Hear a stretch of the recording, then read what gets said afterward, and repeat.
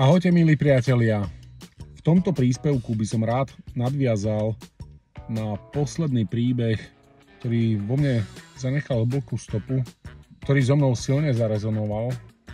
Jedná sa o príbeh pani, ktorá je naozaj v veľmi zložitej situácii. V súvislosti s komunikáciou s touto pani som pripravil NLP príbeh, ktorý máte možnosť vidieť na mojej web stránke. V princípe sa jedná o jednu veľmi jednoduchú techniku, akým spôsobom si dokážeme pomôcť zmeniť náš emočný stav. Pri komunikácii s touto pani som sa vrátil myšlienkami aj ku svojmu životnému obdobiu, kedy som nechcel žiť.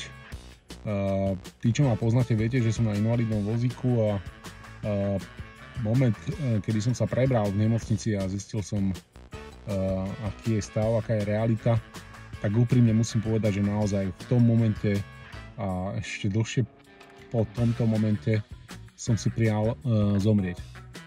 Nechcel som žiť, jednoducho všetko bolo úplne zle, čierne, celé zle. To, čo mi pomohlo a zmeniť ten môj úhol pohľadu, bol jeden naozaj veľmi inšpiratívny príbeh Mika Vujčiča. Ja tu teraz nebudem rozoberať tento príbeh, každopádne vyťahnem z tohto príbehu jednu veľmi silnú techniku na to, akým spôsobom môžeme pracovať sami so sebou, a to je vďačnosť. Priatelia, vďačnosť vnímam ako úplne absolútny základ a naozaj byť vďačný a venovať sa tomu a aplikovať vďačnosť každý deň je pre mňa taká rutina ako umývať si ráno zuby.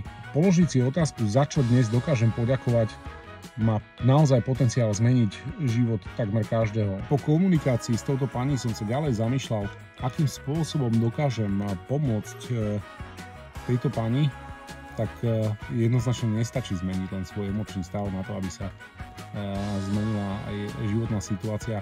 Sú k tomu potrebné aj ďalšie kroky. Zhodou okolností som sa nedávno stretol so svojím bývalým spolužiakom, veľmi dobrým kamarátom a zároveň aj finančným poradcom. A musím povedať, že tak ako som spomínal, jednoznačne tá vďačnosť tá mi pomohla zmeniť mnohé veci.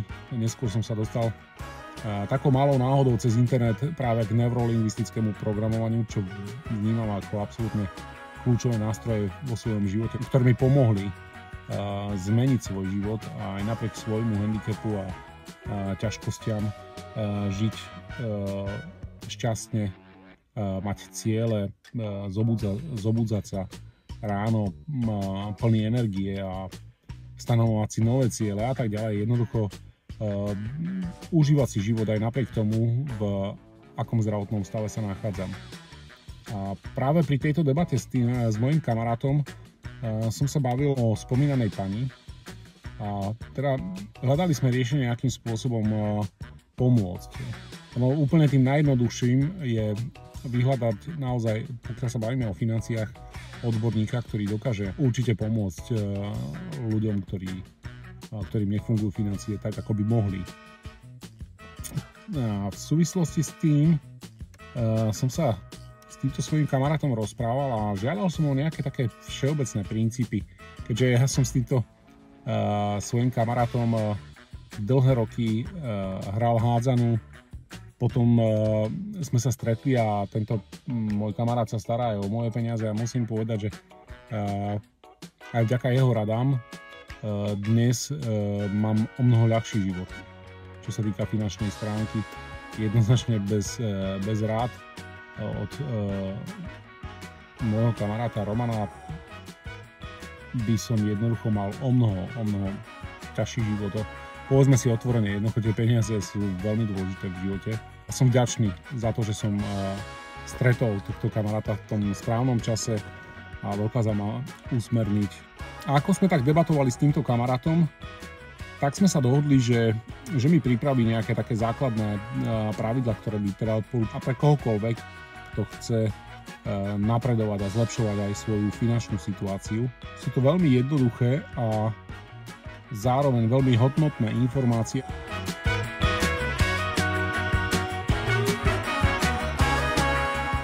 Verím, milí priatelia, že vám to pomôže a takisto verím, že rady, ktoré som dostal od svojho kamaráta a ktoré tu teraz s vami zdieľam, verím, že takisto pomôžu tejto pani, aby zmenila smerovanie svojho života a že sa stretneme za nejakú dobu a bude na tom o mnoho lepšie. Držte nám palce. V rámci návodu, ako viesť civilizovaný finančný život, mimochodom tento návod si môžete stiahnuť dole pod videom, by som chcel upriamiť pozornosť na bod číslo 1, ktorým je plánovanie aj v dlhodobých časových horizontoch. A tu by som, milí priatelia, chcel ale zdôrazniť pozitívne plánovanie, pretože tak ako to vnímam, často sa mi stáva s mnohými ľuďmi, ktorí sa rozprávam, uvažujú v obavách, žijú v obavách. To znamená, ak sa zamyslíme nad tým, čo vlastne obava je, tak prídeme na to, že taktiež je to nejaké mentálne plánovanie, nejaké katastrofy, neúspechu a tak ďalej. A naozaj v tomto smere opäť mindset je kľúčový. To znamená, že pozitívne si plánovať svoje dlhodobé, aj krátkodobé, aj strednodobé ciele, nájsť si na to čas a urobiť to je absolútne kľúčové a dôležité. Nemenej dôležitejšie je tieto ciele, tieto svoje sny, túžby si zapísať. Zapísať si ich a jednoducho sa tomu venovať. Možno si poviete, áno, a to teraz si napíšem nejaký sen a už je to vybavené. Určite to tak nefunguje. Je nevyhnutné, aby nasledovali aj činy. To znamená, že tá naša aktivita následná, krok číslo 2, je veľmi dôležitá. Zatiaľ vám prajem pekný deň.